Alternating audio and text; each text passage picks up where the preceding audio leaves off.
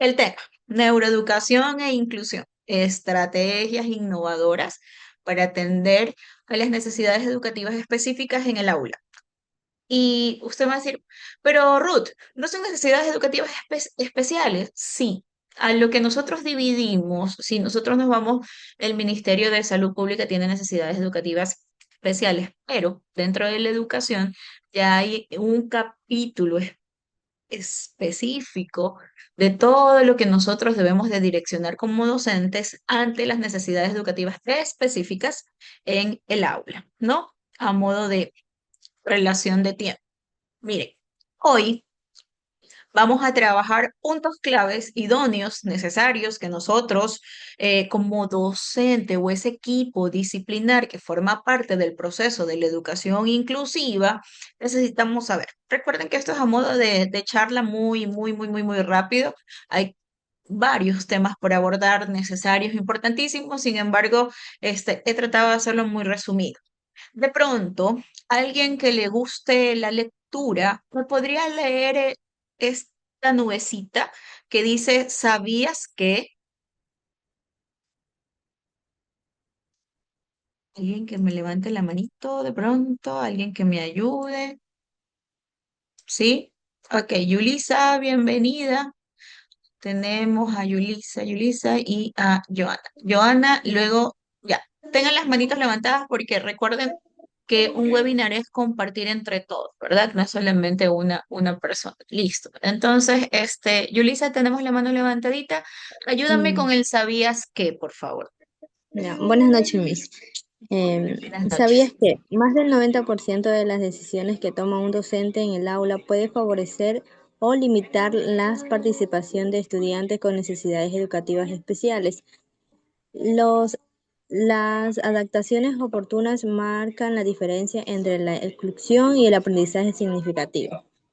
Ok, mire, ¿por qué les puse ¿sabías qué?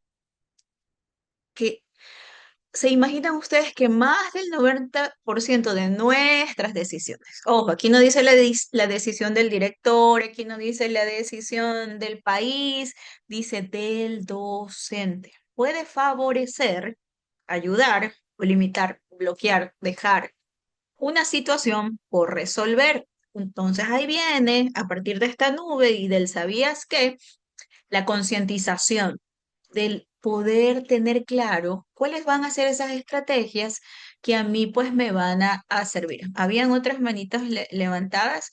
Ok, Yulisa ya leyó. Ok, Giovanna, Giovanna Barresueta. ¿Me puedes ayudar con los puntos, verdad? Uno, dos y tres, por favor, que es lo que vamos a explorar el día de hoy. Mm, Buenas noches. Buenas Eh, noches. Fundamentos neurocientíficos del aprendizaje, neuroplasticidad, cerebro y aprendizaje, la base científica de la educación inclusiva.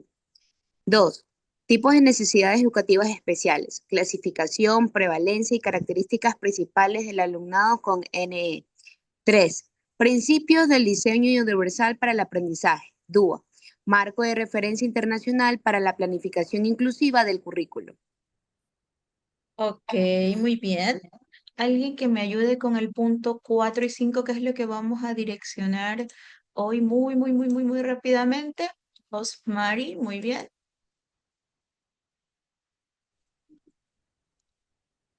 Estrategias neuroeducativas específicas.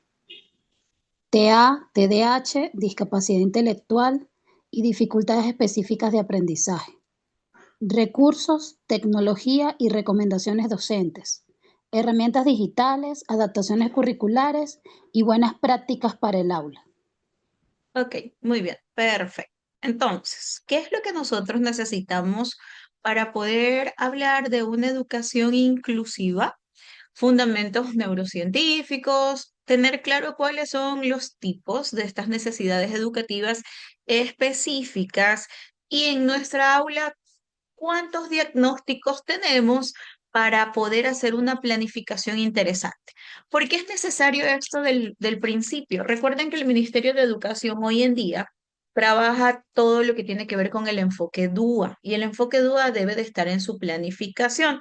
Más adelante vamos a ver cuáles son los tres principios que manejan dentro de la planificación y por qué se los direcciona de esa forma y de esa manera. Nos vamos a centrar estadísticamente en los cuatro diagnósticos que suelen estar presentes en las aulas de educación regular generalmente en aula, no las únicas, ya estoy hablando de estadísticas, ¿no?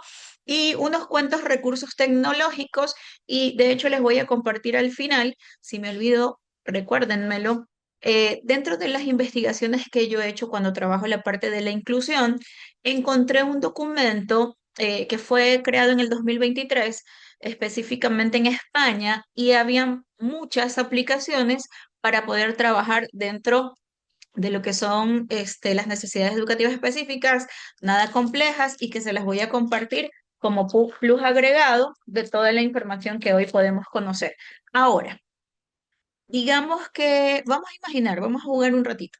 Digamos que usted tiene en sus manos plastilina. De hecho, yo la tengo aquí, color amarillito, ¿ya? Entonces, yo voy a empezar a moldear, a moldear, a moldear, a moldear a lo que yo tenga en este momento en mi imaginación. Como a mí me gusta la educación inicial, generalmente, lo primero que le enseñamos a hacer a los niños es el caracolito, ¿no? Entonces, yo para hacer el caracol, yo tengo que moldear. Y aparte de moldear, tengo que ir haciendo los círculos, ¿verdad? Para que vaya tomando forma y tener mi bello caracolito, caracalote, ¿no? Pero, ¿por qué usted va a decir, pero a ver, ¿qué pasó aquí? ¿Por qué me está diciendo de la plastilina? Porque hay algo que nosotros debemos de tener muy en claro dentro de las temáticas que vamos a fortalecer en este webinar. El cerebro se acomoda, se adapta a las experiencias que usted le dé, al niño especialmente. Por eso es que usted dice, es que los niños chiquitos son como una esponja, aprenden rapidito. Es eso, es lo que yo estoy haciendo ahorita. La plasticidad cerebral le permite al niño acomodarse a todas las situaciones, entender y comprender con mayor facilidad porque es una computadora con muchísimo espacio de aprendizaje. Y ahí es donde nosotros debemos aprovechar, ¿no? Entonces, tomando en cuenta esto de la plasticidad, mis queridos oyentes, dentro de los fundamentos neurocientíficos, nosotros debemos de tomar en cuenta algo, que el cerebro por sí solo puede estar usted caminando por la calle, sentado en el aula, viendo televisión frente a un dispositivo celular. eh, Usted está aprendiendo. Sus redes cerebrales de aprendizaje están activas porque usted tiene redes de reconocimiento, tiene redes estratégicas y redes afectivas, ¿sí? Entonces, cuando usted de pronto ve, observa una imagen, una luz, colores que le llaman la atención, su red del conocimiento se activa. Y el cerebro te dice, ¿qué estás viendo? ¿Qué estás escuchando? ¿Qué estás tocando? ¿Qué estás sintiendo? ¿No? Y hay una parte específica del cerebro que se activa y que procesa la información. ¿A través de dónde? De los sentidos. Por eso cuando usted planifique, direccione, trabaje, haga estrategias, recuerde que tiene que activar la red del conocimiento, porque a través de los sentidos el niño aprende. Otra red estratégica es la red que planifica, que ejecuta, que supervisa lo que está haciendo. Lo que les di hace un ratito. Ah, la plastilina. Al inicio el niño aplasta, aplasta, aplasta y arma y hace lo que él en ese momento desee. Pero después ya usted le da una consigna, una acción para que planifique, ejecute en su cerebro y vaya paso a paso organizando, generando nuevas ideas y tomando decisiones. Si quiere el caracol grande, chiquito, quiere hacer la familia del caracol de pronto, si también le quiere poner los ojitos, el cachito, el rabito al final, o sea, ya eso va a depender, aunque usted no se lo diga, el niño sí lo puede hacer. Y la red afectiva, ¿por qué?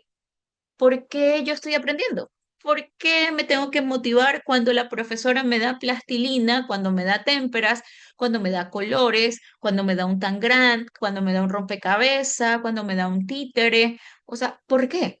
¿Por qué a mí me tiene que dar emoción jugar con Legos? ¿Por qué a mí me tiene que dar emoción jugar con el agua? ¿Por qué me tiene que dar emoción jugar con el arenero? Porque la sensación me gusta y se activan estas redes cerebrales del aprendizaje y nosotros debemos de aprender a activar para que todo este proceso de neuroplasticidad sea fuerte, ¿sí?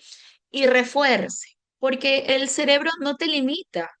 El cerebro puede aprender muchísimas, muchísimas, muchísimas, muchísimas, este, situaciones que usted le ponga enfrente, pero todo va a depender cuánto al pequeño, al adolescente, al adulto le llame la atención. Y, sin embargo, hay estudios que comprueban si el niño está bajo estrés, la plasticidad va a bajar. Y ese feedback, esa retroalimentación no va a ser tan rápido, va a demorar. Aquí dice, dentro de esta otra diapositiva, otra nota curiosa. La emoción no es el enemigo del aprendizaje, es su motor. Si no activas la emoción, no consolidas puntualmente todo el aprendizaje. Ok, ahora vamos a ver esto de los tipos de las necesidades educativas específicas.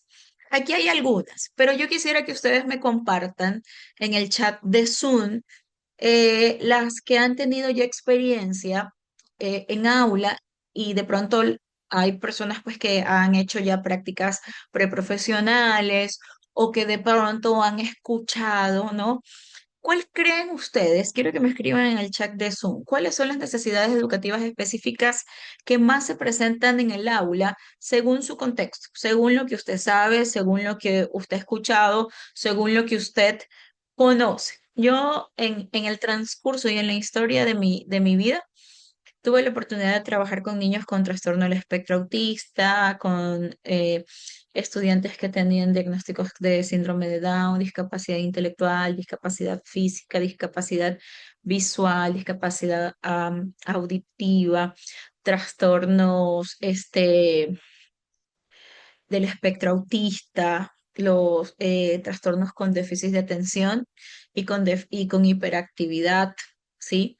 Dificultades específicas de aprendizaje. Tuve alguna vez una jefa que tenía dislexia cuando estábamos escribiendo un libro y ella era disléxica y ella me dio su estrategia porque su problema era de la rotación con las palabras, con la P, con la D y la B. Entonces ella me decía, mira, cada vez que hay una palabra con la P, con la D o con la B, tú la vas a poner de este color y yo ya sé que mi cerebro, yo ya lo tengo condicionado y yo voy a relacionar los colores con la información y no hay problema. Y todo el libro que ella me revisaba, porque era mi editora, yo era la autora, estaba así. Y ya cuando lo enviábamos a revisar a la siguiente fase, el libro, ya se iba sin los colores, que ya ella había relacionado información. Entonces, vamos a ver cómo va ese chat de Zoom. ¿Cuál creen ustedes que son esas necesidades que se presentan más hoy en día? Yo pienso, no es la verdad absoluta, yo también voy a ayudar un poquito. El trastorno del espectro autista, escucho mucho a los compañeros hoy en día que están en aula que me dicen, Ruth, llegan bastantes estudiantes con trastorno del espectro autista, pero, y aclaran algo, yo tenía la leve eh, idea de que el trastorno del espectro autista solamente tenía que ver con la parte social. Y no es solamente con la parte social. La manifestación que nosotros tenemos con un niño con un diagnóstico puede ser social, en el lenguaje, puede ser en la parte emocional, de pronto puede tener una situación específica que va más allá en el área cognitiva. Entonces, nosotros debemos aprender a reconocer. Aprender a reconocer eso es importantísimo porque recuerden que nosotros somos el primer filtro, ese filtro que dice aquí está pasando algo, aquí está ocurriendo algo. Y nosotros hacemos nuestras presunciones y enviamos un informe para que nos ayuden tomando en cuenta pues un protocolo para obtener un diagnóstico, ¿no? Entonces, nosotros tenemos necesidades educativas específicas asociadas a la discapacidad. El trastorno del espectro autista es asociado a la discapacidad intelectual, discapacidad visual, auditiva, física, motora, multidiscapacidad en una misma persona, varios diagnósticos, sordoceguera, trastornos generalizados del desarrollo. Las no asociadas a la discapacidad, tenemos trastornos por déficit de atención e hiperactividad, dislexia, disgrafía, discalculia, trastornos específicos del lenguaje, trastornos de conducta. Tenemos también las altas capacidades o la superdotación intelectual, situaciones de vulnerabilidad social o cultura que enfrentan o afectan dentro del aprendizaje. Entonces, aquí tenemos varias, varios diagnósticos y que unos son asociados y otros no son asociados. Aquí está la tablita, aquí está la polla. ¿Quién me dice el trastorno del espectro autista es asociado o no a la discapacidad? ¿Quién prende el micrófono y me dice? Ahí tiene la pollita al lado. ¿Quién me prende el micrófono? Vamos a ver. Recuerden que trabajar en conjunto es lo que hace que nosotros entendemos el proceso, ¿no? ¿Quién me dice? ¿El TEA es asociado o no a la discapacidad? ¿Quién se anima? ¿Quién me prende el micrófono? A ver, Marjorie.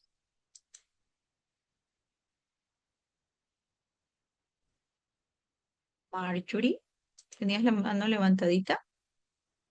¿Sí? Prendemos el micrófono. ¿Será que no pueden prender los micrófonos? O de pronto por el chat de Zoom me escribes. ¿Sí? Mira, trastorno del espectro autista. Vamos a ver. Aquí. El trastorno del espectro autista.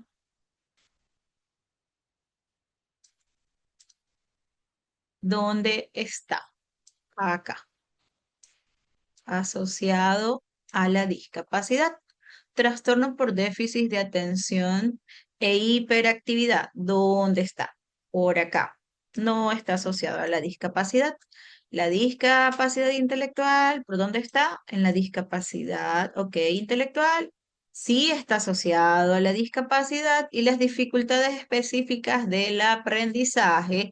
¿Cuáles son? Discalculia, disgrafía, dislexia, perdón por hacer tanta raya, pero a veces el cerebro entiende de esa forma, ¿no? Entonces, es importantísimo, usted va a decir, pero bueno, Ruth, ¿y a mí de qué me sirve? ¿No? Sirve de mucho. ¿Por qué? Porque de usted, si usted no conoce cómo están clasificadas, cómo va a llevar a cabo una adaptación curricular, ¿verdad? Alguien tiene la manito levantada, ahorita me salió una manito levantada. Sí, buenas noches, soy yo, Buenas noches, Osimari. bienvenida. Me parece que Rosemary. también tiene que ver algo hacia donde nosotros dirigimos un poco más también el diagnóstico, Ujú, porque si yo voy a hacer un plan individual y no sé si están asociados o no a la discapacidad, sería una torpeza de mi parte, yo siendo docente de educación especial, pedir en dificultades de aprendizaje que me traigan, por ejemplo, un informe neurológico. por Cuando supuesto. ya yo podría estar como, ya sé que no es, entonces más bien me tendría que preocupar es cuando tengo un niño con trastornos de espectro autista, que a la gente ahora le gusta mucho diagnosticar, incluso desde el DC, y siento que ahí hay una falla, porque me reclamaban un poco que porque yo siempre hablaba de un equipo interdisciplinario o multidisciplinario, Y yo le decía, porque necesito de otro. O sea, es igual, por ejemplo, cuando tenemos niños con problemas de conducta y quieren mandarlo a mi lado y me dicen soluciones. Y yo le digo, pero un momentico, es que yo necesito la ayuda también de un psicólogo, porque no soy solamente yo. O sea, y si el niño tiene problemas de conducta, pero no tiene ninguna, eh, eh, ¿cómo se dice? Algo que le afecte el área del aprendizaje, sino el muchacho es excepcional, que es lo que me suele pasar, es muy bueno en los estudios, pero a nivel conductual es otra cosa. Entonces hay que ver también cuál es el contexto y qué lo rodea y cómo es la familia, porque no puedo decir que, o sea, lo que pasa es que a veces las profes confunden y sienten que todo es todo, o sea, que todo está mezclado.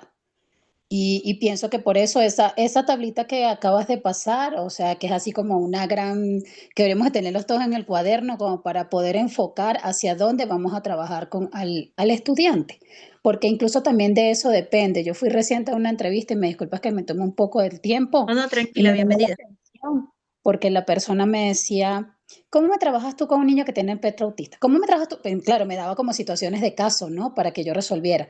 Y yo le decía, un niño con problemas conductuales, ¿cómo lo resuelve? Y yo digo, mira, yo no te puedo decir nada y yo pienso que yo haría la remisión directamente al psicólogo o sea, primero infantil y porque no tengo que hacerlo ni siquiera al académico, porque no, le dije, porque es conductual, tú mismo me lo acabas de decir, yo no te puedo diagnosticar y es un error mucho de los docentes. Ese niño tiene hiperactividad, ese niño tiene TDAH, ese niño, y yo me quedo sorprendida porque los profes diagnostican y yo que estudié 5 años más 2 años en el posgrado nunca se me ocurriría.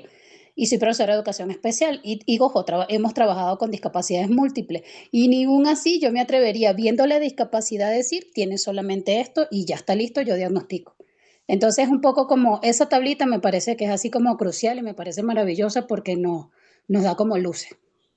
Ok, muy Gracias. bien. Muchas gracias por la intervención y más que todo aclarar esa parte, ¿no? Nosotros como docentes por eso somos el primer filtro, manejamos una presunción. De pronto somos curiosos y nos vamos un poquito a los manuales donde hay la sintomatología y percibimos una situación específica, ¿no? Pero nosotros no diagnosticamos. Nosotros estamos muy diseñados a que el niño aprenda a leer, escribir, a sumar, a restar. Y por eso, y yo también lo hablo muchísimo del equipo multidisciplinar.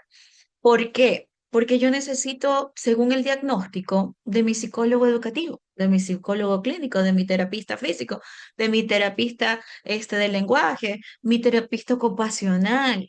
Entonces, es todo un conjunto de apoyo y de ayuda que está en el plan centrado en la persona. Sin embargo, todos los que forman parte del aula nos beneficiamos. Nosotros como docentes aprendemos, nos sensibilizamos más y ojo, y a mí alguna vez me pasó, yo decía, no, ya primera vez había trabajado con un estudiante con un diagnóstico, dije, bien, ya sé trabajar, ahora sí que venga otro diagnóstico. No, todos son un mundo diferente, porque recuerden que hay situaciones genéticas, biológicas, epigenéticas, genéticas, biológicas ya nacen con el niño. Su estructura desde su nacimiento ya viene así.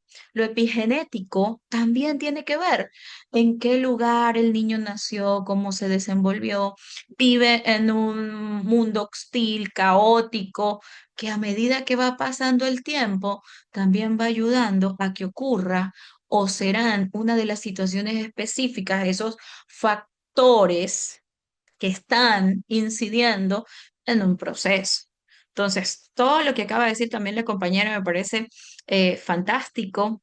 Y aquí les traigo así como una tablita que a mí me gustaba saber y hacer, ¿no? Y yo decía, ok, tengo estos estudiantes que ya me dan con un diagnóstico. Ustedes saben que cuando estamos dentro de la educación, ¿no, verdad? En el proceso, el psicólogo de la institución educativa, hablando más técnicamente, el departamento de consejería estudiantil te dice, mira, sabes que Ruth, tu carga horaria es en este grado y tienes estos estudiantes pues con necesidades educativas específicas, te recomendamos tal cual, cosa, situación y demás. ¿No? Hay instituciones educativas incluso que el primer día de clase se reúnen con el docente anterior para escuchar, para resolver, para saber cuáles fueron las estrategias que a él le funcionó. Y ojo, eso no significa que a usted también le van a funcionar, porque usted tiene su propia tendencia, metodología, y los niños avanzan o retroceden. Y cuando nosotros tenemos hablamos de inclusión, hay niños que van avanzando y así avancen 0,000,000,1 es fantástico. Y así avancen muchísimo, es mejor, pero que avancen un poquitín para usted, créanme, lo que va a ser la satisfacción más grande que un docente puede tener, porque sabe que en algo ayudó, en algo colaboró, ¿no? Entonces, a mí me gustaba mucho hacer este tipo de tablas, saber dónde está la principal dificultad del pequeño. Aquí hay ejemplos generales. Yo tengo un trastorno de espectro autista, de pronto su situación específica de dificultad o sus debilidades pueden ser la comunicación social, la interacción, la flexibilidad cognitiva, porque un niño es cuando tiene este tipo de diagnósticos, si lo sacas de su rutina, no le explicas antes de, él puede llegar a tener una pequeña situación de conflicto interno, porque el trastorno de espectro autista siempre tienes que anticipar qué vas a hacer antes, qué vas a hacer antes con una imagen, qué vas a hacer antes con una palabra y con una acción, porque él necesita tener el panorama listo, anticipado, porque su flexibilidad cognitiva no es la misma que la mía o que la del otro compañero o que la del otro compañero. ¿Qué es lo que debe de observar? Si el niño comprende las normas sociales, al momento que cambias rutinas, el niño con trastorno del espectro autista tiene intereses restringidos o hipersensibles o sensoriales, porque hay cosas que le encantan, que le fascinan y que son wow, y hay otras que no, y se cierran y no me gustan, no me interesan, no las hago y no las voy a hacer. Y hay momentos que nosotros debemos de aprender a respetar esos espacios, porque no es que el estudiante quiera hacer lo que él quiere. Ojo, y les voy a decir algo que a mí no me falló en las necesidades educativas específicas. El niño no se adapta a mí. Yo, como docente inclusivo, me adapto a él. Yo hago las estrategias, yo promuevo la inclusión, no la integración, de tenerlo sentado y bueno, y está en el aula, está escuchando. No, integrar, todos trabajamos por todos, ¿no? Y generalmente, ¿qué se aconseja, no? ¿Por dónde vas a empezar? El ambiente, ya vamos a ver un punto clave del ambiente. Cuando incluso con el ambiente, cuando tienes muchos dibujos, muchos colores, muchos estímulos sensoriales, puedes lograr bloquear a un estudiante con una discapacidad o una necesidad educativa específica no asociada a la discapacidad, pero puedes llegarlo a bloquear. Y eso tiene un nombre y un apellido que ya lo vamos a ver más adelantico. El trastorno del espectro autista, ¿no? Ahora vamos con el trastorno y déficit de atención e hiperactividad. ¿Qué pasa con este trastorno déficit de atención? ¿Qué es lo que tienes que darte cuenta? La dificultad generalmente está en la atención, en el control de impulsos. Yo quiero, yo lo cojo. Me molestas, yo te pego, ¿sí? No quiero estar parado, me levanto. No quiero estar, perdón, no quiero estar sentado, me levanto. No quiero estar quieto, corro, agarro, boto. O sea, es impulsivo. Sus funciones ejecutivas, muchas veces, como su concentración, su atención no es sostenida, se pierde. Y usted dice a veces, es que no, este pequeño solo vive en su mundo. No, su atención no está dentro del proceso y necesitas, en cambio, con él activar más. Incluso las instrucciones se las olvida. Tú no le puedes decir a un niño con un TDA, decirle, vas a colorear, pintar, cortar y escribir una frase. A ver, vamos por partes. Vas a colorear. Vamos, colorear. ¿Qué color vas a utilizar? Amarillo primero, listo. ¿Qué color es este? Amarillo, dale. ¿A dónde vas a poner el color amarillo? Indícame con tu dedito, listo, aquí. Y ya le dejas puesto la rayita. Y usted dice, pero profesor, estoy en quinto grado, profesor, estoy en octavo.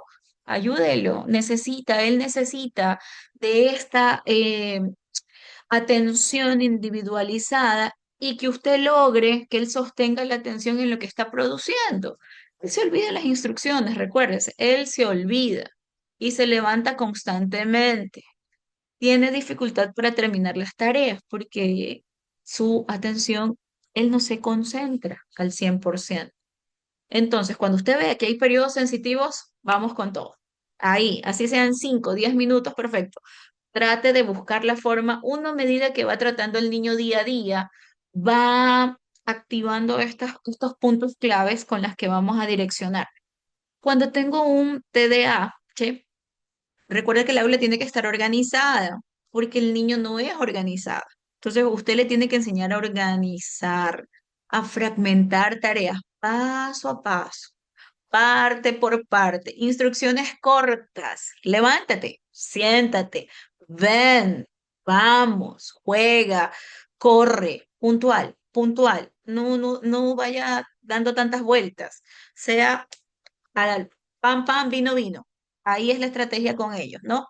Discapacidad intelectual. El ritmo y el nivel del aprendizaje conceptual, la parte de adaptación, no es así. Demora, demora mucho para entender, para comprender, para adaptarse en el espacio, para adaptarse cuando cambias de actividad, requieren más tiempo, no comprenden al 100% los conceptos, solamente ciertas palabras, generalizan, resuelven los problemas muy lento, ¿sí? Ahora, a partir de eso, ¿qué es lo que yo debo de hacer? Generalmente se trabaja material manipulativo, haciendo. Aprende más que cuando él solamente... De hecho, me atrevo a decir que en su mayoría aprenden a leer, pero muy lento, muy silábico. La retención, la mayoría de los estudiantes, no todos, no generalizo, no hay regla para generalizar cuando hay un diagnóstico, porque todos son diversos, diferentes. Generalmente trabajan copiando, copian, pero si ellos son buenos para copiar, usted ya sabe cuál es su debilidad y tiene que tratar de ir fortaleciendo esas dificultades. Cuando tenemos esta parte de la dificultad del aprendizaje, los procesos son específicos, o es en la lectura, o es en la escritura, o es en el cálculo, ¿no? Entonces, acorde a la edad, nosotros también tenemos que desafiar. No es que no, es que por su condición el niño no puede, él no va a leer, él no va a sumar, él no va a restar. Tú tranquila, tú fresca, con que te reconozcan los números, listo, bienvenido. Ya, con eso lo pasas. No, desafíe también, porque si no lo desafías, ¿cómo vas a saber hasta dónde llega el niño? A veces nosotros limitamos por nuestras propias limitaciones. El niño necesita ser desafiado para saber hacia dónde va a llegar. Es como usted, si en la vida no se le presentan problemas, usted de pronto dijera, yo no sería capaz de hacer aquello. Y cuando Dios me permite, le pasa eso, usted dice, uy, lo resolví. ¿Cómo? No sé, pero lo resolví. Pero, o sea, se da cuenta que es capaz de hacer eso y mucho más. A eso me refiero, los desafíos cognitivos. Usted de pronto dice, no, es que el niño no va a leer, es que el niño no pronuncia bien. Repítalo. Recuerde que para que la persona como tal reconozca un hábito son 21 días de repetición constante. De cuando va a hacer una dieta, le pongo un ejemplo. Al tercer día ya dice, no, ya no quiero, no puedo, me muero de hambre. No. Su cerebro está ahí luchando. Pero si usted se vuelve constante, ya después esa dieta es muy fácil de hacerla, pero ya la hizo un hábito. Y eso es lo que necesitan los niños cuando están aprendiendo un proceso de enseñanza-aprendizaje. Ahora, ¿por qué el DUA? ¿Por qué apareció el DUA? ¿Por qué el Ministerio de Educación vino desde el 2023 a hablar de esto, del diseño universal del aprendizaje? Porque muchas veces si yo soy muy auditiva, yo hablo mucho, no soy tan visual y trato de involucrar en mi proceso mucha imagen, porque para mí el texto está bien, para mí la conversación, la escucha activa, el habla está bien, porque es mi estilo de aprendizaje, pero para el resto no. Entonces yo tengo que estar clara que las estrategias tienen que ver en representación. ¿Cómo lo haces? Imágenes, gráficos, videos, recursos visuales, eh, audiolibros, información muy concreta y sencillita. Aquí yo me puedo haber hecho 3 diapositivas, pero con esta imagen estoy explicando 3 cosas a la vez. Y con los colores te estoy dando más códigos. Y el cerebro está diciendo, ah, representación es morado, listo, acción y expresión es verde, listo, implicación es turquesa, ok. Y cuando vaya a planificar, yo me acuerdo que alguien en un webinar me dijo, o habían colores, y esto, ah, ya sé. Y miren, en la representación, recuerden que era la parte del cerebro donde ingresa información. Está la red del conocimiento, imágenes, audios, lo que estábamos hablando hace un ratito. La acción y expresión, la red estratégica. Aquí usted se, a través de su propia experiencia, de lo que usted escucha, de lo que usted escribe, de lo que usted manipula, de lo que usted dibuja, de lo que usted crea, de la utilización de las herramientas tecnológicas, de ese andamiaje, que son esas estrategias que tiene en su bolsillo cada docente, ¿verdad? Direcciona cada una de los puntos claves del proceso. Entonces, miren cómo es tan importante saber todo aquello, ¿no? Y la implicación, cada vez que usted haga un aprendizaje, ¿en qué se compromete? ¿Qué es lo que el estudiante necesita hacer? Si no tiene un compromiso, no hay esa parte afectiva. No entiendo, no comprendo qué es lo que ocurre, qué es lo que pasa, y no concientizo.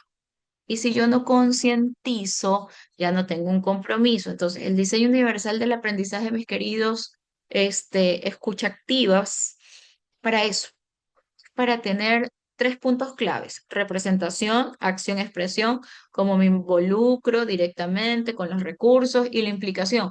¿Cómo yo me comprometo? ¿Por qué es necesario aprender? ¿Por qué es necesario aplicar? ¿Por qué me lo enseñan en la escuela para yo ser una reproducción en la sociedad, en la comunidad? Y aquí yo les hablaba un poco de esta parte. Cuando el entorno tiene mucha contaminación, muchas situaciones sensoriales, automáticamente vamos a tener un cerebro estresado y con alto riesgo de no aprender. Pero si el entorno es más predecible, no hay tanto color, no hay tanta eh, imagen, vamos sacando los recursos poco a poco, el cerebro se va adaptando y va aprendiendo de manera sencilla, simple, y es lo que necesita el niño con trastorno de espectro autista. Lo necesita obligatoriamente. Agendas visuales, el sistema Teach, que ya lo vamos a ver, instrucciones paso a paso, que hablé hace un ratito, tiempos visuales. A mí me hacían mucha ayuda estos relojes de arena. Hay de un tiempo, perdón, de un minuto, de 5, 10,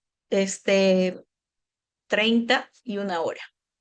Y por actividad yo le ponía un tiempo al estudiante. Entonces, él ya sabía si se acababa el reloj de arena, él tenía que pasar a otra actividad por tiempo. Generalmente le daba 30 minutos para pasar de actividad en actividad cuando era muy compleja.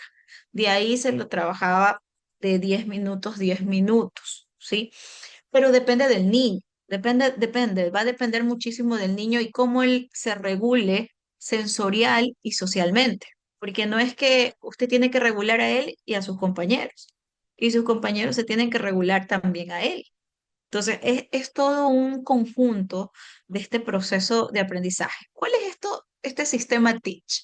El sistema Teach tiene que ver muchísimo que cómo usted estructura el ambiente, cuáles van a ser sus apoyos visuales, cuáles son los trabajos independientes que el niño puede tener, cuáles son esas rutinas estructurales que vas a hacer que el niño no tenga ansiedad, que no tenga frustración, que el niño no se sienta como, y ahora no puedo hacerlo, no lo voy a lograr, y se bloquea, y el tiempo, y todos lo hacen, y yo no lo hago. No. Usted tiene que tener esa rutina para no causar la ansiedad, la desesperación, la frustración a ese niño, a ese estudiante. Y ahí usted puede decir que está trabajando un aprendizaje individualizado.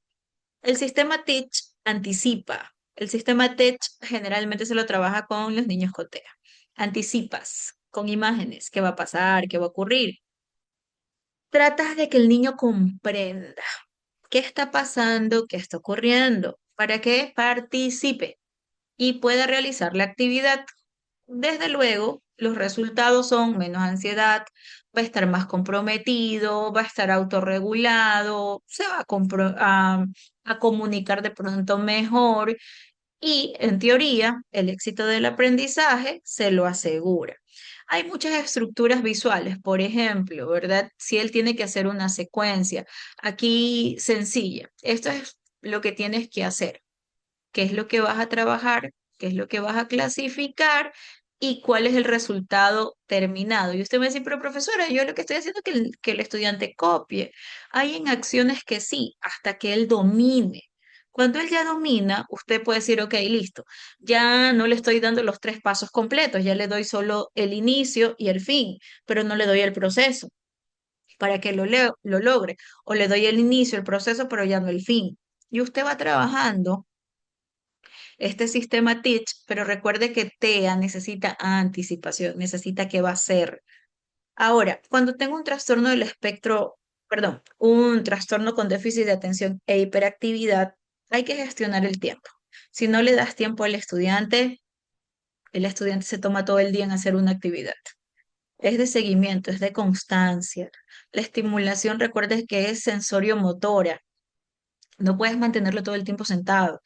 Por eso es que hoy en día se trabaja mucho con las bandas en los asientos para que el niño mueva los pies, con estos cojines sensoriales, con los dados sensoriales, la pausa activa para ellos es importantísimo, con que él esté tranquilo por un tiempo de 30 minutos, 20 minutos es perfecto, pero él se va a parar, él necesita pararse.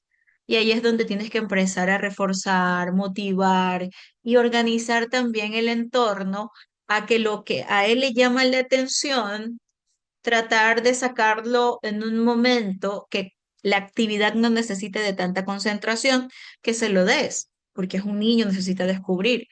Pero también nosotros debemos acomodar. Recuerda, cuando hay un ambiente muy estimulante, el cerebro no aprende igual y se lo representé en la diapositiva, en las dos anteriores. Cuando tenemos un TDAH, ¿qué es lo que debemos de trabajar? Recuerda que la atención no es igual. Tiene dificultad para terminar las tareas. Pierde los materiales escolares siempre. Cambia de actividad constante. Está pintando, después se va a, a escribir, después más allá se va a leer, después se pone a jugar, después dice que quiere ir al baño, después se va a visitar al amigo y así pasa. Entonces, esta hiperactividad es donde el niño tiene que moverse a cada rato, los piecitos lo pasa moviendo, las manos, la cabeza, los hombros, nunca está quieto. Pero es su condición, su cuerpo se lo pide. Usted no le va a decir que esté quieto porque no puede. Él de pronto se queda quieto un ratito, pero la cabeza le sigue moviendo y los pies lo siguen moviendo, aunque el tronco lo tiene un poco así fuerte, porque usted le dijo que ya, que se quede quieto. No, hay que aprender a que el niño se regule también. Es súper impulsivo. No estás terminando la pregunta y ella está respondiendo. No estás terminando el poema que quieres que se aprendan y él ya te lo dijo completo. ¿Por qué ocurre? ¿Por qué pasa? Entonces, como docentes tenemos que aprender a condicionar. Esta técnica a mí me gustó mucho que me la enseñó alguna vez una psicopedagoga. Y me decía, cuando tengas un estudiante con TDAH, no te olvides del semáforo. Anota todas las conductas buenas que él tiene.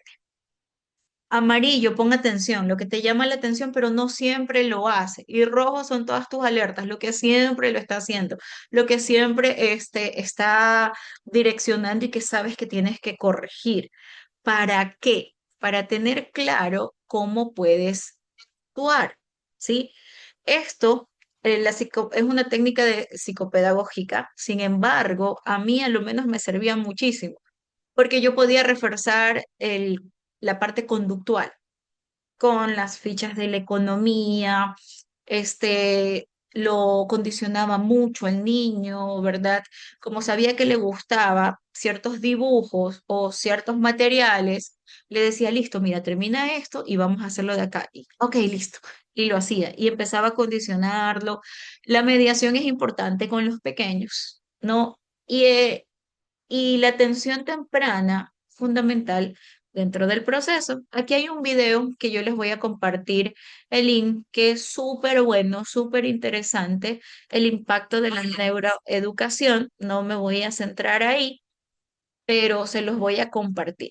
Recuerden que los niños necesitan aprender bajo sus fortalezas, que es lo que mejor ellos hacen, qué es lo que permite que conecte con el aprendizaje, qué es lo que hace en su día a día, porque ese es el aprendizaje funcional. Cuando yo tengo un niño con discapacidad intelectual, él necesita aprender a ser independiente, autónomo, hacer las cosas por sí solo. Ese es lo más central, lo más puntual. ¿Sí? Y usted va a decir, pero y leer y escribir también es necesario, pero lo principal es que él aprenda a ser autónomo y que en la vida cotidiana se aprenda a defender, ¿sí? Todo va gradual. Aquí es pasito a pasito, verifica, ¿sí? Porque el niño con discapacidad intelectual en su mayoría es, hoy aprendí, ya mañana no me acuerdo, o ahorita aprendí, mañana no me recuerdo. Con el niño con discapacidad intelectual debes de tratar de combinar lo visual con lo auditivo o lo kinestésico con lo visual. O sea, el multimodal es muy importante dentro del proceso. Recuerda que el niño con discapacidad intelectual también trabaja a base de hábitos. Tienes que llevar la anticipación. El niño tiene que saber qué es lo que va a pasar, qué es lo que va a ocurrir, qué es lo que tiene que hacer.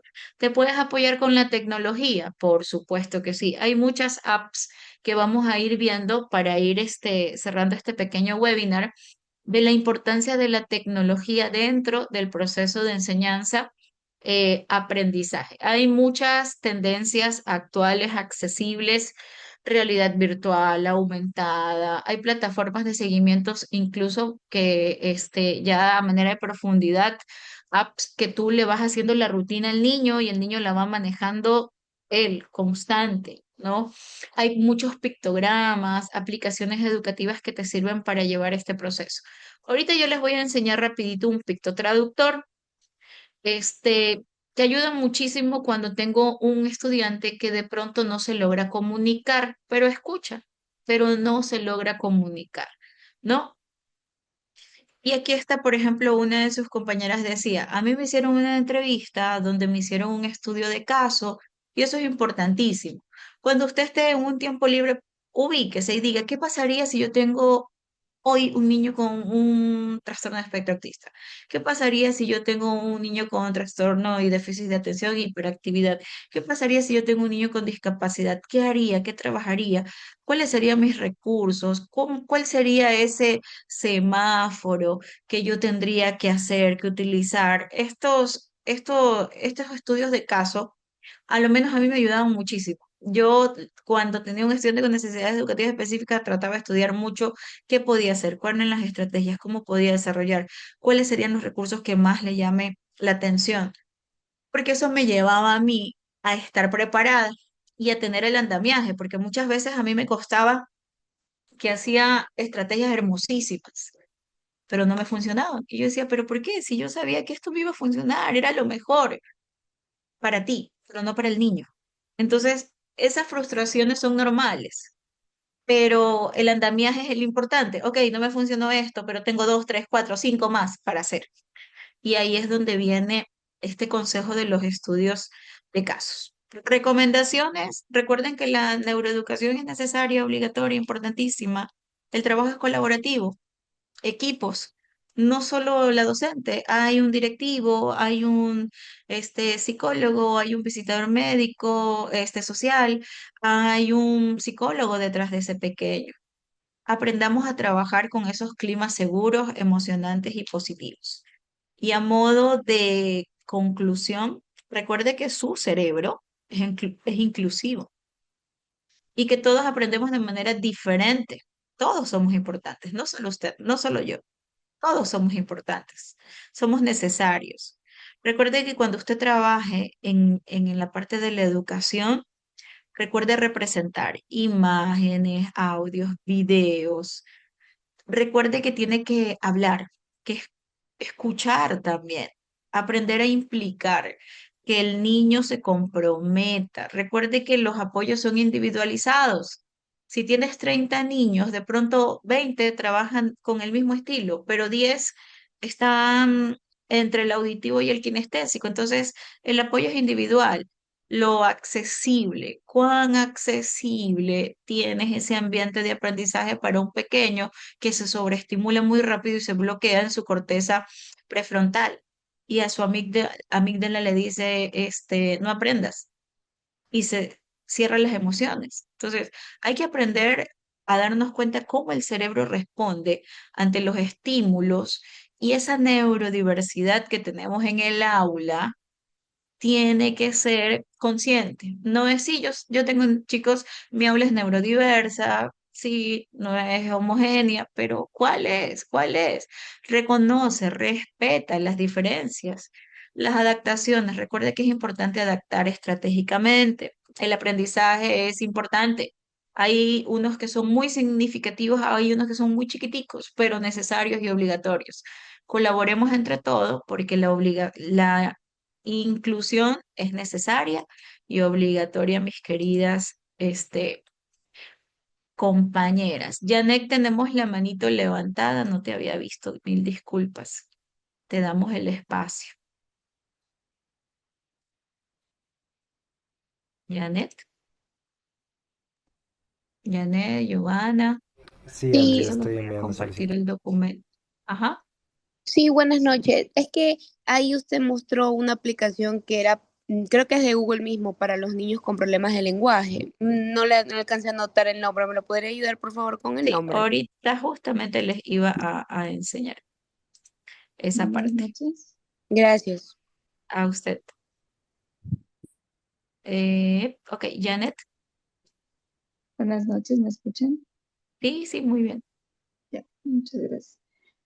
Bueno, en realidad he puesto atención, yo creo que la mayoría de compañeros que están aquí, de alguna forma conocemos de una forma muy general muchas situaciones y muchas ideas, actividades, bueno, un conocimiento en general de cómo debe ser nuestra participación dentro del aula ya cuando estamos en la labor, pero en realidad pasar de la teoría a la práctica es bastante complicado.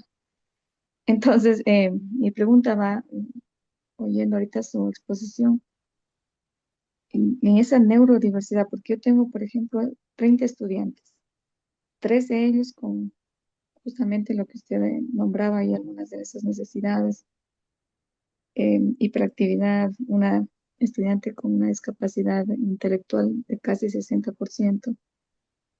Créame que para mí ha sido verdaderamente más que un reto, yo me siento un poco hasta de pronto como frustrada, si está el término creo que adecuado, porque no sé hasta qué punto yo pude de pronto abordar, digamos, lo que era la parte de la enseñanza en ella. Porque en realidad en la práctica no hay esa colaboración que usted menciona. Claro, en teoría está muy bien. Hay un DC, hay un directivo, pero en realidad es el maestro el que está solo. Incluso son los padres de familia los que también nos dejan solos en esta tarea. Entonces yo mi pregunta Ellos iba, mismos tampoco saben cómo hacer. supongo que claro, es la situación de todos, ¿no? En conjunto. Entonces mi pregunta va hasta qué punto en realidad es una de las decisiones que se ha tomado, por ejemplo, en otros establecimientos de dejar a los niños menos tiempo, dado que no contamos ahora mismo, aunque se escucha de los maestros sombra, de estos apoyos, porque no permiten ahora que, por ejemplo, el padre de familia esté junto al niño. ¿Hasta qué punto está o es una estrategia regularles también el horario escolar a ellos?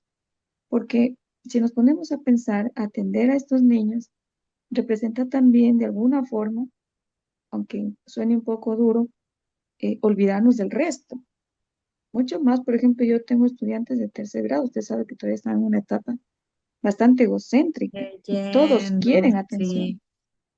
Entonces, mientras que tratamos de dar, con esto le escuchaba a usted, esas tareas cortas, porque justamente solo así no se atiende, o darles actividades también cortas, material concreto, eso implica que estemos constantemente con ellos y perdamos en cambio de estar con los demás.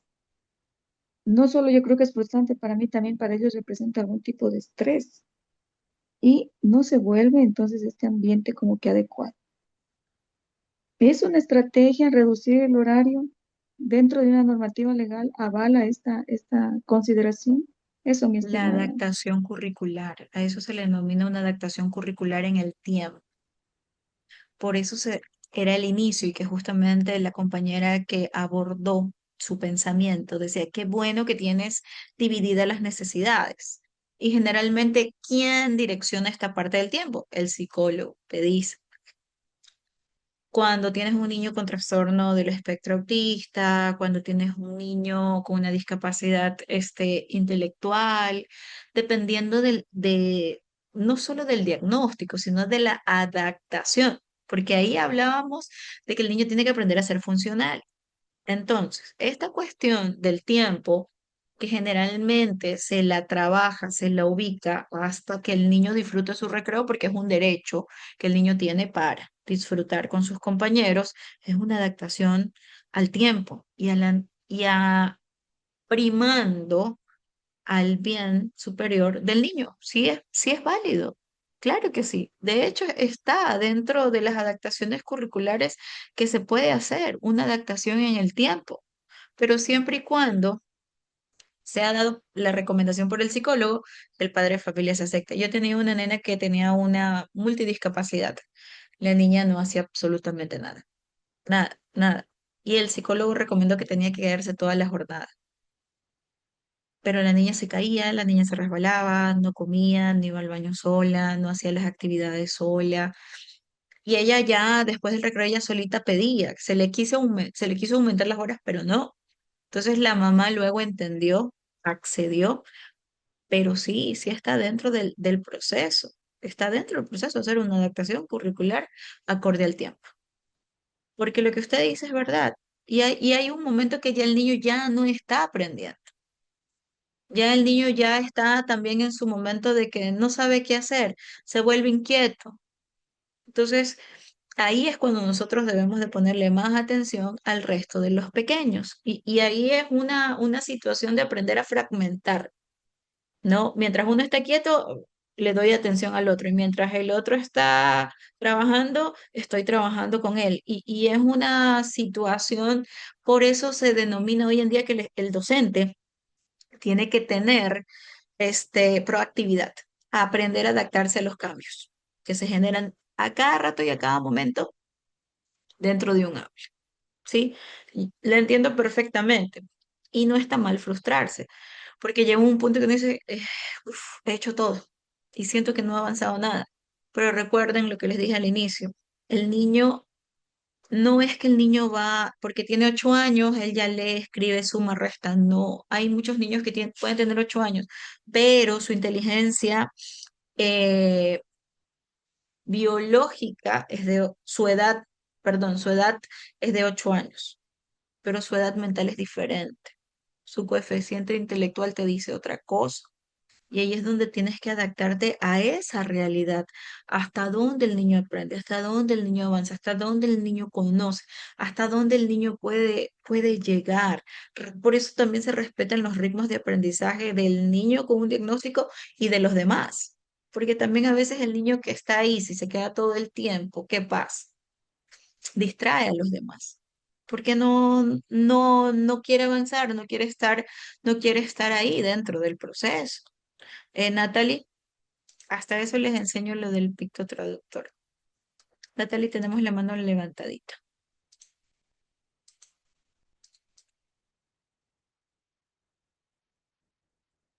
Natalie. ¿No? ¿Me escuchas? Ay, ¿sí me escuchan? Ajá, ajá. Hola Ruth, ¿cómo está? Buenas noches. Bueno, yo, Gusto ir. yo tengo una consulta, bueno, que también sé que les va a servir al resto de participantes, pero bueno, en mi caso personal, yo tengo una hija que, bueno, aparentemente tiene todos los síntomas, no sabemos si es que es TDA o TDAH, pero cumple con todas las especificaciones que usted nos enseñó en el semáforo. Entonces yo tengo el problema con ella, con muchos profesores de su escuela, ella tiene 11 años, pero se distrae, se olvida las cosas, no presta atención, no puede estar quieta, cualquier cosa tiene que estar conversando, o sea, ella no pone atención.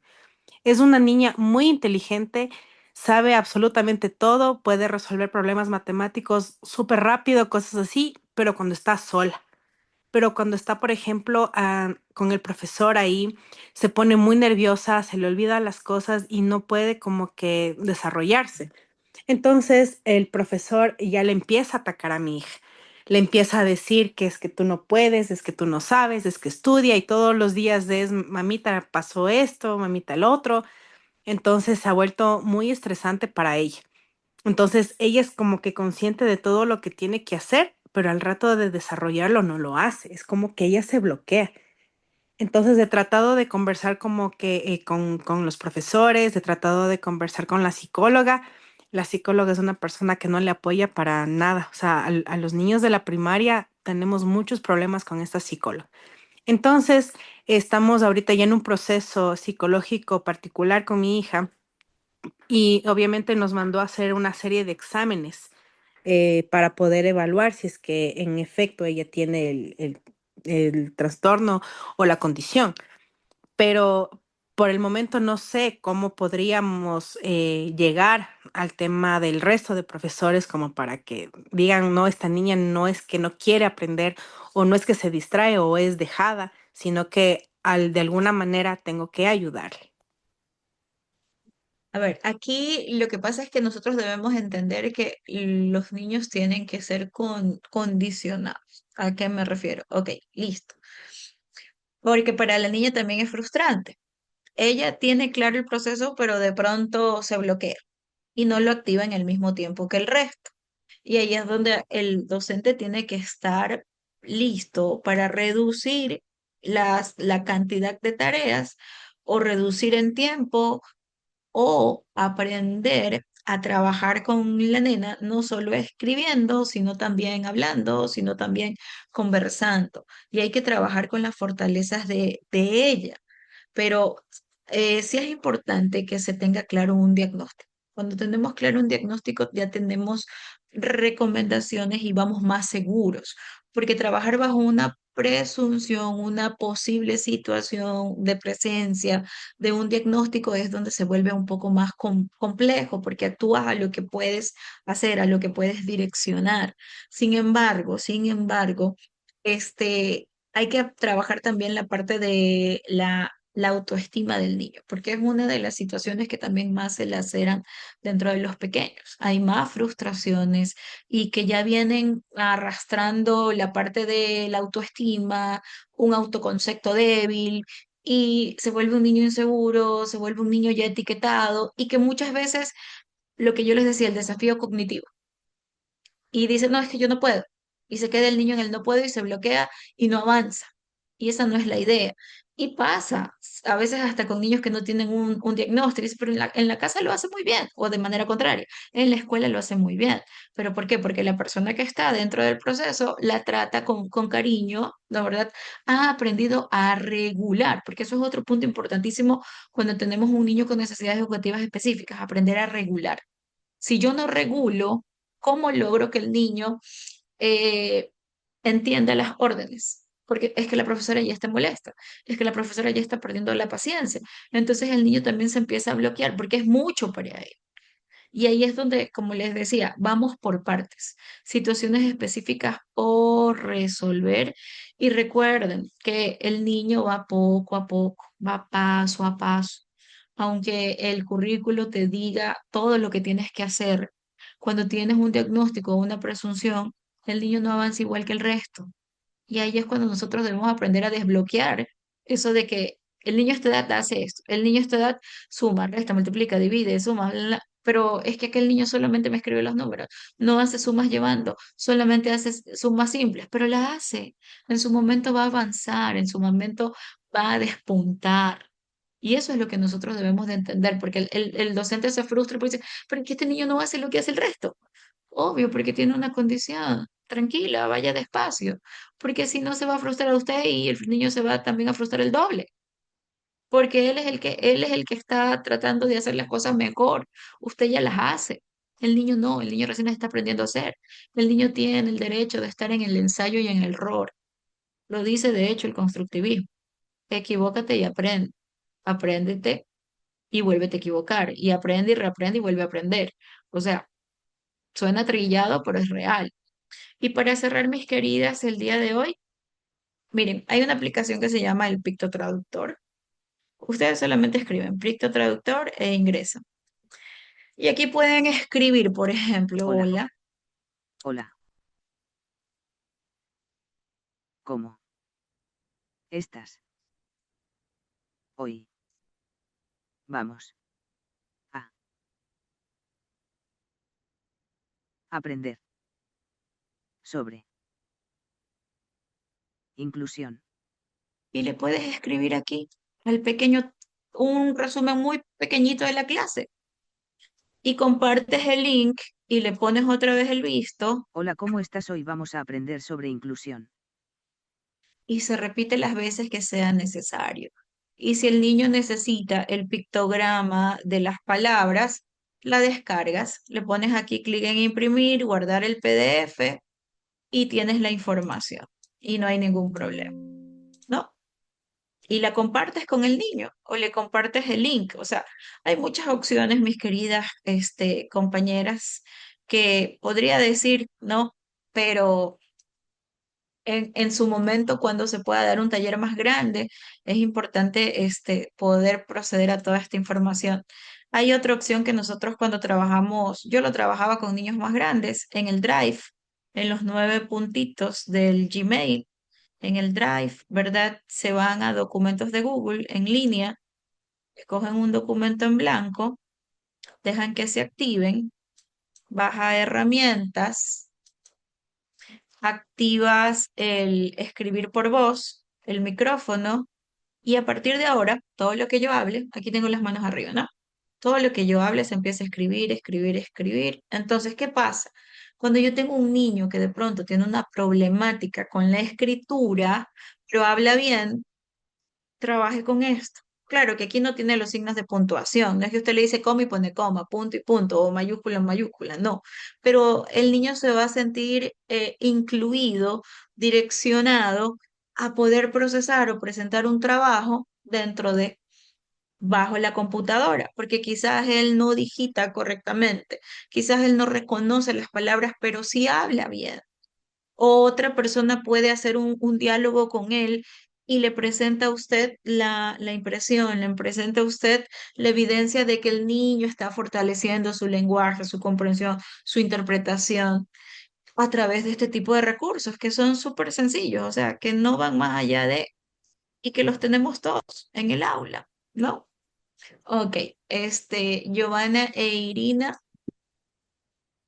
Sí, ahorita justamente yo estaba viendo el TikTok traductor, pero Ujú. bueno, en este caso yo tengo una estudiante que, bueno, Ajá. yo la conozco ya desde muy chiquitita. Ella le habían dado como un presunto diagnóstico de colalia. Ella a medida que ha ido creciendo ha ido implementando nuevas palabras en su vocabulario, pero no es como un vocabulario extenso donde ella se pueda comunicar y todavía como que se le dificulta ciertas preguntas que son de la vida cotidiana, tal vez, por ejemplo, si le digo, bueno, ella sabe como, ¿cómo estás? Bien, pero no te dice, ¿y tú cómo estás? O sea, todavía como que se le dificulta esa parte. Ella tiene adaptación grado 3. Ella todavía está aprendiendo las sumas, sabe sumar, pero en ciertas cantidades menores, pero todavía se usa material concreto con ella. Y no sabía quizás cómo implementar tal vez o si funcionaría el TikTok traductor para poderle implementar nuevas palabras o por darle quizás tratarle de que se pueda comunicar. Ella igualmente va a terapia y todo, o sea, es una familia bastante responsable con sus terapias, trabaja, pero por ejemplo hay ciertas sílabas que se le dificulta, por ejemplo la S todavía se le dificulta, en el momento del dictado hay que hacerle bastante énfasis en ciertas letras, ciertas consonantes, porque No sé si todavía has como que trabajado el duda. método Dogma. No, El método Dogman trabaja por categorías de palabras. Por ejemplo, hoy le enseñas frutas. La categoría es frutas, ¿no? ¿Verdad? Entonces le enseñas una imagen, la palabra y la fruta. Manzana, pera, uva, le enseñas 5 palabras de la categoría de las frutas. La siguiente semana le enseñas 4 más, la siguiente semana 4 más y la siguiente semana 4 o completas las 20 en un mes de la misma categoría, pero todos los días en esa semana vas repitiendo las palabras en el periodo sensitivo de la niña. Entonces, al escucharte, la niña va eh, agrandando su vocabulario y lo va mejorando porque recuerda que aquí de pronto puede haber un problema de conciencia fonológica al procesar el sonido o de conciencia semántica, entender el concepto de cada palabra para poder unir las frases y responder, porque la niña quizás está condicionada solo a responder, pero no a preguntar. Entonces, todo este tipo de situaciones es que con la vida cotidiana es que nos vamos dando cuenta qué es lo que está avanzando, qué es lo que se está quedando y qué es lo que nosotros debemos fortalecer en el día a día. No es solamente que el niño escriba, no es solamente que el niño lea, que el niño aprenda a comunicarse, que por eso nuestro currículo dice competencias comunicativas, ¿no? Ya. Sí, bueno, es que más que todo porque los papás me decían, Miss, es que todavía veo que, o sea, se preocupan también en el área académica porque dicen, Miss, ya está en cuarto, ya tiene 9 años y como que quizás sienten esa frustración porque ellos ven que algunos ya van por las tablas y por ejemplo, mi estudiante todavía va por las sumas, todavía pero agrupando con números simples. Pero Entonces, avanza, tienes que decirle, claro, pero avanza. Hay niños que ni siquiera avanzan. Entonces hay que respetar su ritmo de aprendizaje, porque ella va a su ritmo, va poco a poco, pero lo está haciendo, lo va logrando. Y hay niños que no, ni siquiera eso, no logran, quedan completamente vacíos. Entonces hay un pronóstico, pero de pronto su ritmo de aprendizaje es muy lento. claro. Y ahí se va poco a poco. Ujú. Eso. Ok, gracias. A usted. Mi querido Toñito, no sé si usted quiera decir de pronto algo. Eso es lo que hoy queríamos pues compartir en el webinar. El tiempo se me va muy rápido.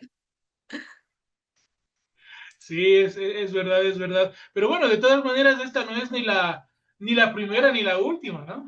Así que va a haber muchísima, muchísima más información y bueno, queridos participantes, muchísimas gracias. Lo que hemos compartido hoy sobre el tema de neurodesarrollo y necesidades educativas específicas, en realidad es apenas el inicio de un camino, de un largo camino, de un camino en realidad transformador también. Ustedes ya dieron el primer paso, ¿sí?